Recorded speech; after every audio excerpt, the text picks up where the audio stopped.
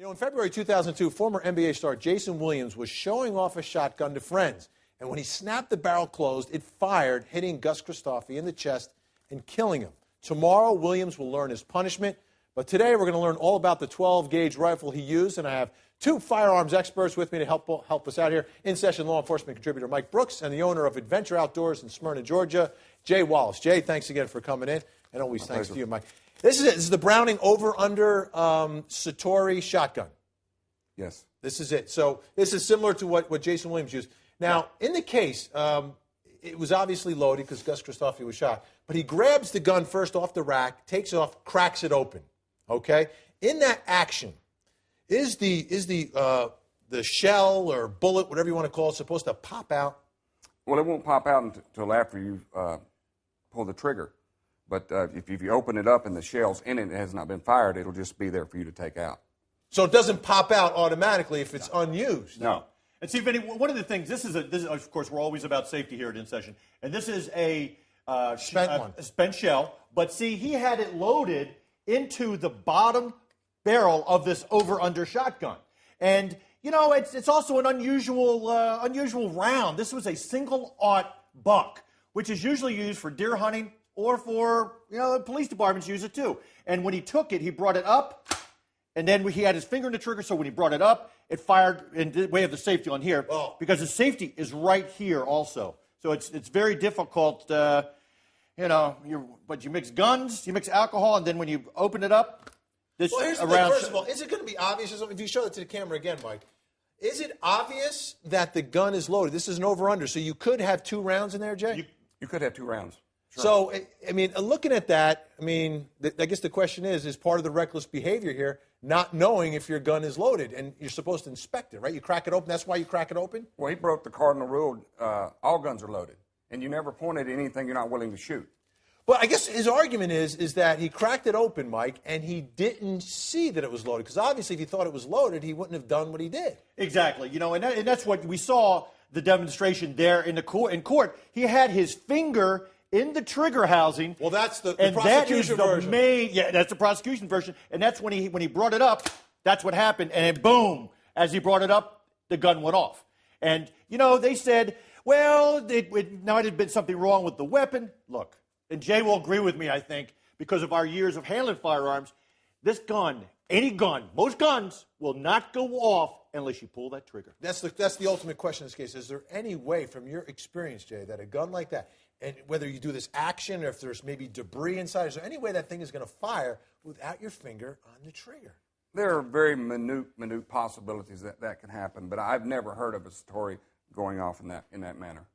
Unbelievable. Now, in this case, you've got, first of all, he doesn't see that it's loaded. And how obvious is that to you, Mike, as you crack that open? Well, how obvious is it? It's very obvious. You can see that round in that lower chamber of this over-under shotgun. You don't want to point at anybody, but it's very obvious to see that right here, that you do have a round in the lower chamber of this over-under shotgun. Here's what I'm thinking may have happened that night. Are there other guns and shotguns like this that aren't over-under, where you have just a single barrel? There are some that are break action in this manner, and they are single barrel, but there are very few of those. Because what I'm thinking is, you crack that open, you see an open barrel, right, which is the top one, right, which is the most obvious. Is it? What I'm thinking, Mike, is it possible that he cracks it open, doesn't realize he has the over-under barrel shotgun, and is just looking at the one hole and says, "Hey, it's not loaded. I'm going to goof around with this thing." Well, you know what? When he pulled that out of his safe. If he has that many shotguns, Vinny, he had 5 guns. He knows what it would be me. I would think that he would know which weapon he was pulling out of there. But then again, you mix alcohol and firearms, and that's a deadly mix. Absolutely. Okay, so now the cracking action, as we heard Billy Martin in his opening statement say, you crack it open, the shell's supposed to pop out. You're saying no, only if it's already been fired. You'd already have to pull the trigger. So a live round in there is not going to pop out. So that's in there. So it's up to you, as the person who is handling and owns this gun, to make sure the thing is not loaded. It's not going to automatically disload. Right. You can see it right there. Talk about the safety now. Talk about the safety. When you crack it like that, is the safety automatically engaged? Is it disengaged? How do you go from having a gun that's on your rack in your bedroom, by the way, to having the safety put off when it's cracked open? Is there any sort of mechanism there? You'd have to manually do so. When you open the breech here, it has a lever that opens it up. Okay. So you'd have to push this forward like that. In order for it to fire. Yes. Now, can you crack it open with it in the fire mode? Let's see here. Let's try that out. Let's try it out. Why not? Okay, let's push forward. It can crack open, so it may have been left in the fire mode. He didn't have to physically do it. Or it could have been done. He could have pushed it forward while he was going to the lever like that, and then cracked it open. Now, is there a way for you, and either you or Mike can do this, is there a way to flip it up in order to hold it without having your finger on the trigger and still secure it? Because it's a heavy gun. Sure, it can be done. And I didn't finger out of the trigger housing. Finger was out of the trigger. Exactly. Now, if he can do it, I know Mike can do it because Mike's a big, strong guy. Oh, yeah. So, and so is he. Yeah, he is. He's 6'8", 6'9". Exactly. Actually, I think he's 6'10", so he's a big, strong guy as well. And you're able to do it with the finger not in the trigger. Finger out of the trigger housing.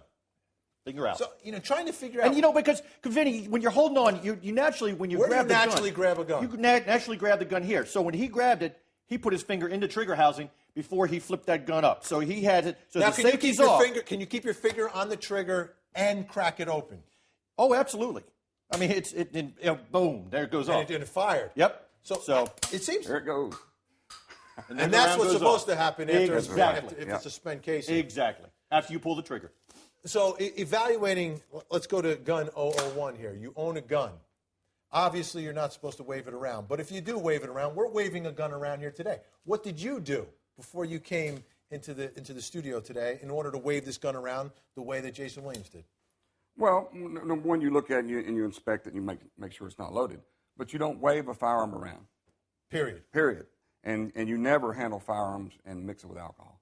Yeah, that's a big issue in this case. A big issue, the alcohol. So again, I want to feel how much does this gun actually weigh? Because when I held it for a while, it has a little weight to it. And that's one of the. See, I don't even know. Let me try. I don't even know if I could do this. Crack it like this. Mm-hmm. There you go. I'm a complete amateur, and then. There you go. Like that.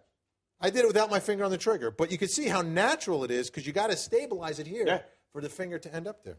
Jay Wallace, always great to have you here. Good Appreciate it. Venture Outdoors. Yes, sir. Thank you much. Take the gun, please. All right.